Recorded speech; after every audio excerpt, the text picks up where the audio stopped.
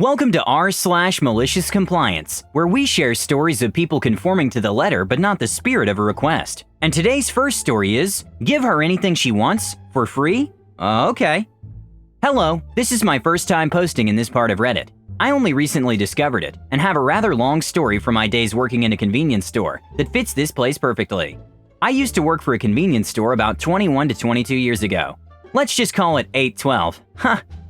At the time that I joined them, they were still a division of the Southland Corporation.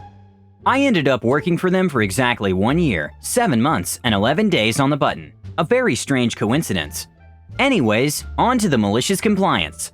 So I come in one day, around 3 to 4 in the afternoon, and the manager is not there. She has already went home, but left a note. The very first thing she wanted is for me to get straight on the register without delay, as the coworker that was leaving was getting very close to overtime, which is not allowed. No problem, right? Well, there is a small problem. We only had one running register at the time, with a single till, and the store was packed with customers. I couldn't just hop on the register. The coworker that was leaving had to count her drawer down, and I then had to recount up the drawer to make sure that it had the correct amount of cash in it. The drawer was supposed to have a specific amount of money in it. The coworker had to count it down to that specific amount, then log what she had remaining, to see if there was a discrepancy from her total sales for her shift. Meanwhile, I had to count it up to the specified amount to make sure that she did not make a mistake counting it. All of this had to be done before I could take over the drawer. Following the manager's orders, we start the process as soon as I show up and inform the customers in the store that there would be a brief holding time while we counted down the drawer and switched the shift. You could hear the moans from the people. Clearly, no one wanted to wait. But what could they do besides get into line and wait, right? So there's this one lady. She was complaining under her breath at first. She was about the 8th or 9th customer back in the line, of about 25 to 30 people. The store was freaking packed, no joke. I was ignoring pretty much everyone at first, just trying to get through the counting process as fast as possible so that I could start ringing up people. As my coworker was completing her counting and handing the drawer to me, the lady got louder and louder in her complaining, to the point that she was using a normal speaking voice, like she was talking to the other people in the crowd, no longer just complaining under her breath. I was counting as fast as possible at this point, but she switched from just stating her complaints randomly to intentionally egging on the other customers. She was trying to get them to agree with her and to start a riot in the store, saying things like, "We shouldn't have to wait this long for service, should we?" And, "We should get our stuff for free for waiting, right?" to the other customers in line. I noticed that some people are starting to nod their heads at her provocations. At this point, I stopped counting and said out loud, "I apologize for the brief wait, but please understand that we are required to count down our drawers to prevent losses and theft from occurring. I am trying to count as fast as possible. I'll just be 1 more minute, and then I can start serving people. Thank you for your patience," and went right back to counting. Well, while that quelled most of the people in line who were starting to fidget and shuffle nervously, that just made things worse with the lady. She flippin' blew up and started yelling. She shouldn't have to wait for service. She should get her slushie and sandwich for free. And then she started throwing cuss words around. Mother effer this, F that, left and right.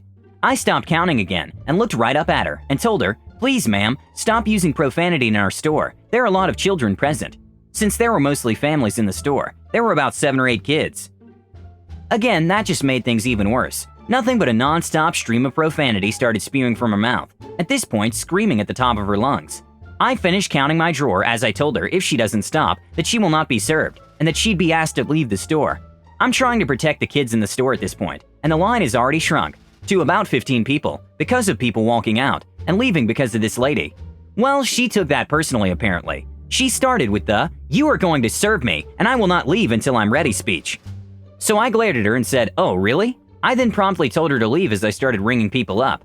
I told her that I was not serving her and for her to put down her merchandise and get out. Then came the "you can't make me" line, as she literally walked up past the other people in front of her, moving them out of her way, and she stepped right up to the counter. I repeated myself, told her to put down the slushie and sandwich, and told her that I was not serving her and that if she didn't leave that I would call the police. Long story short, I did have to call the police, but she left just before they arrived. Now, you're probably wondering, so where's the malicious compliance? That came the next day. You see, just 15 minutes after the lady left the store, the district manager calls me on the phone and yells at me, "Did you just call the police on a paying customer?" He doesn't let me get in a single word before he starts ranting about customer service, this and that, and informs me that the lady will be returning to the store the next day, and that I will be apologizing to her in person, and that I will be giving her whatever she wants for free. The next day I come in, and the manager is there waiting to call me into the office, where I receive a write-up for talking back to a customer and kicking them out without a valid reason. The manager doesn't let me get in one single word to explain what happened.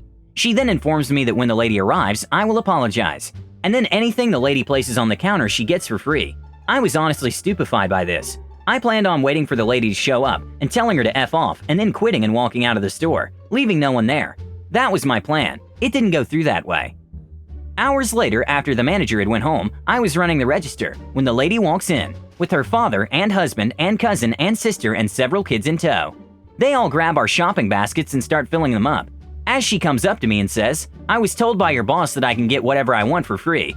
When I see this, I'm like, no way. She doesn't think that she's getting everything for her whole clan for free, does she? I tell her to hold on just a moment, and I call the manager at home. She is peeved that I bothered her, and doesn't let me get out any more than, "The lady is here." The manager, yells at me, telling me that she has already instructed me, and I try again. "Right, but she is here with..." The manager yells at me, "Do you want to be fired?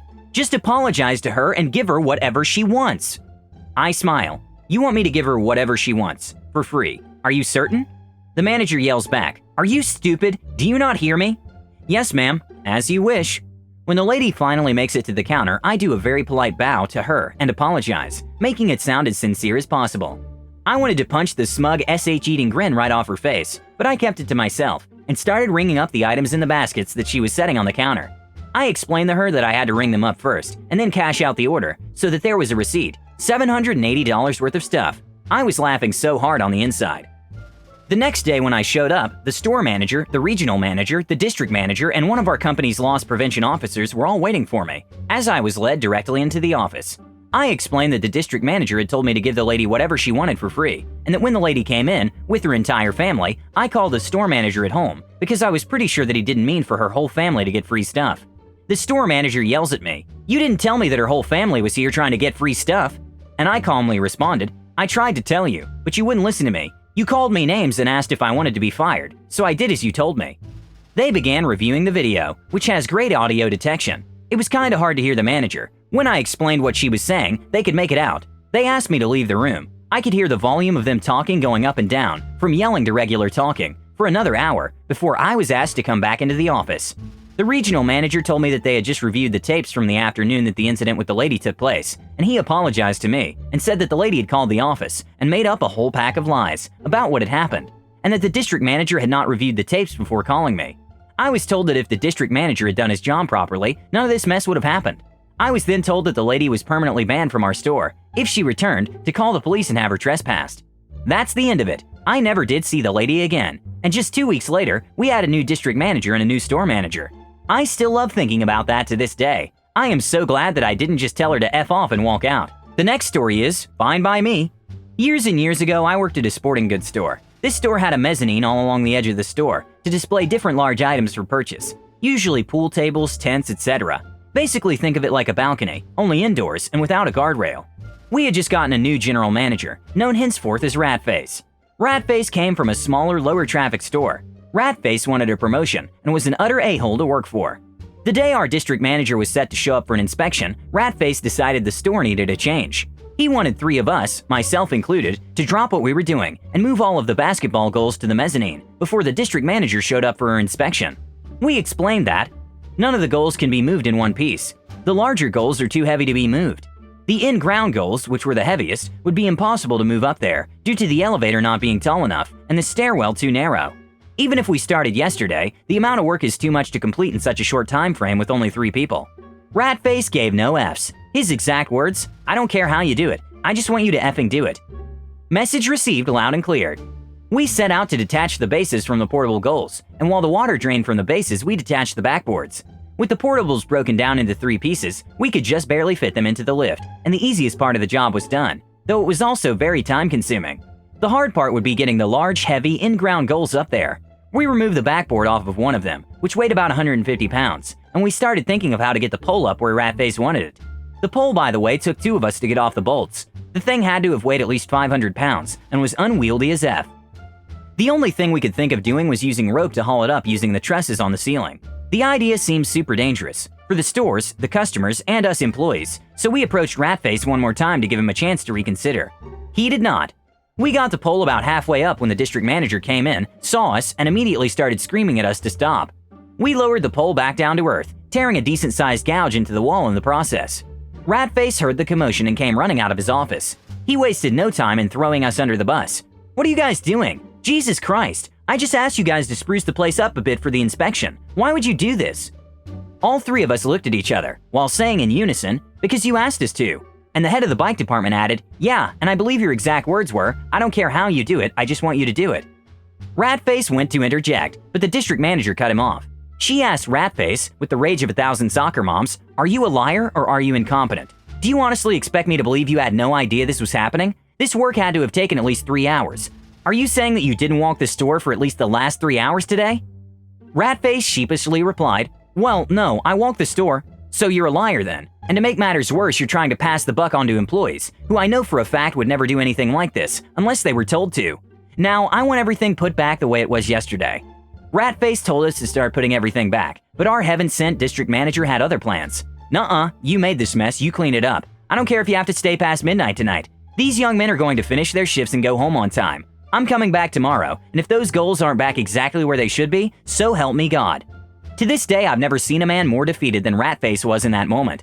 In the end, we had to move everything back, since Ratface was the tall, lanky skeleton of a man. But the district manager did see fit to order lunch for us, which was cool. Not nearly as cool as watching her rip his soul out right in front of us, though. The last story is 2-week notices not accepted.